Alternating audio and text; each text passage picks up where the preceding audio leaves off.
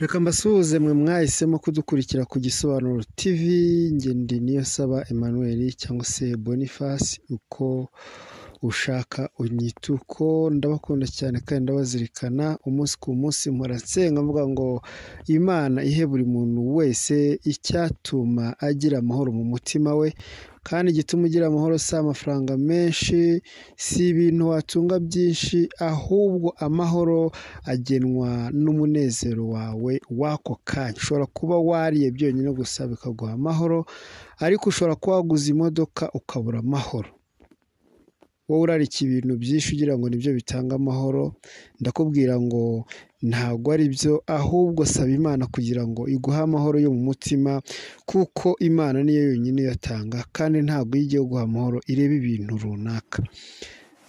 Ndagusuhuje rero wowe mukunzi wa channel yacu, niba utarakanda subscribe kandi subscribe, ubundi ujye ubona ibiganiro n'amavideo tuzajya tubagezaho tukiyagezaho, ndetse biba byiza iyo umaze ukana subscribe ubaye umunyamuryango, kandi ibintu byose dukoze uhita uhabwa message na YouTube, kuko nabo aba ari inshingano zayo. Tugiye kuvuga ku kintu gikomeye kandi gikomeye, nubwo kibabaje ariko kirakomeye.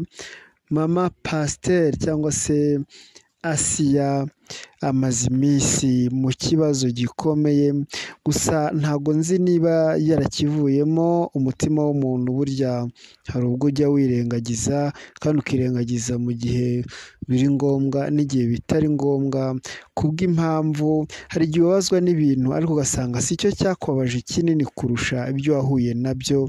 Nyuma yo kubura umugabo we Pastor Theogene, yahuye n'imijugujugu myinshi, ahura n'ibigeragezo byinshi, ahura n'intambara nyinshi, ariko burya umukristo nyawe nuhura n'ibigeragezo.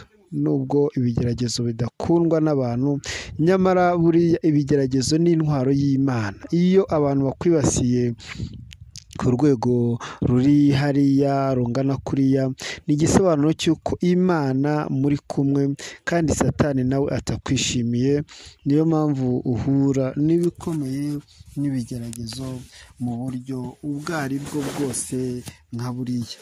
Ndabasha kumusaba kugira ngo nanyumva cyangwa se nawe numva aya magambo, uzamubwira ati mukozi w'Imana, humura ukomere kandi urwane intambara wizeye ko Imana iri kumwe nawe. Ntabwo Imana yakuzanira urugamba udashoboye, ntabwo Imana yakuzanira ikigeragezo udashoboye kurwana, kandi aba bariya bose nibo batuma tuzamurwa mu ntera. Iyo uhuye n'ibibazo nka biriya, nibwo iyo ubivuyemo neza uzamurwa mu ntera. Ndasaba rero kugira ngo wowe w'inshuti umuhumurize umutima, ubwire ngo komera, abo Imana ikunda ibana nabo mu bikomeye no mu byoroheje, kandi ibibazo duhura nabyo ntabwo ari ibihano by'ibyo twakoze, ahubwo nuko ari ikizamini cy'uko tugomba kuzamurwa tunyuzemo byanze bikunze. Kandi nta kabuza nyuma y'ibi azabona ingororano, nyuma y'ibi azabona ubwiza bw'Imana, nyuma y'ibi azabona ukuboko kw'Imana. Ndabivuze, uzabigenzure nawe nuba ushaka kumakanya, nyuma y'ibi azabona ukuboko kw'Imana. Kandi inyenyeri iri kureguka ntabwo iri kurenga, ukwezi kuri kureguka ntikurenga, kandi n'izuba naryo rigiye kumurasira ntago rigiye kumurengeraho. Ndavuga ngo imbuto iteye igiye kumera, kandi ndahamya neza ko umucyo ugiye kumuvira kugira ngo imigisha ye igwire. Iyo uhuye n'ikintu kingana kuriya rero, nta kabuza kiba gikurikiwe n'izindi ngororano, n'ibindi bihembo, n'ibindi byiza bitaboneshwa n'amaso ya buri muntu wese. Ndamusaba rero kugira ngo arusheho gukomera no kwihangana. Ibyo bamuvugaho turabyumva nk'abantu batuye mu Rwanda n'abandi bari hirya no hino bamuzi nk'inshuti ye, cyane ko Pastor Mutesi arazwi, Madamu Asiya nawe arazwi, ariko ndakeka neza ko imbuto za mama Pasiteri Asiya ni nziza, zatuma Imana igira ikintu imuremera ititaye ko aba aterwa amabuye bene kano kageni. Icyakora ndahamya ntashidikanya ko nyuma yo kubura umugabo yatewe amacumu, aterwa amacupa, aterwa ibikwashi, agira ute, ariko ibyo bikwasi nibyo bizamugira uwo ari we, nibyo bizamugira ukomeye, ni nabyo bizamugaburira mu minsi ye iri imbere.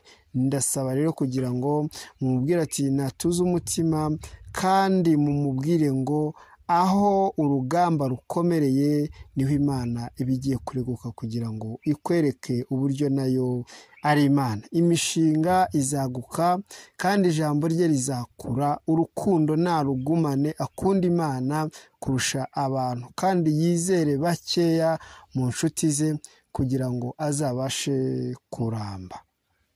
Ndabakunda cyane rero, naguma kuvuga byinshi ariko ndababaye kuko inkuru bamuvugaho bamuharabika ntabwo zinejeje umutima.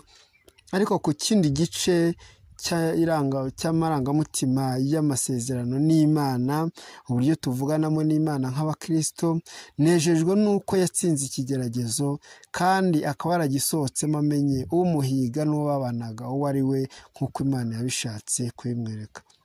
Ndabakunda cyane, mugire amahoro y'Imana, umunsi mwiza.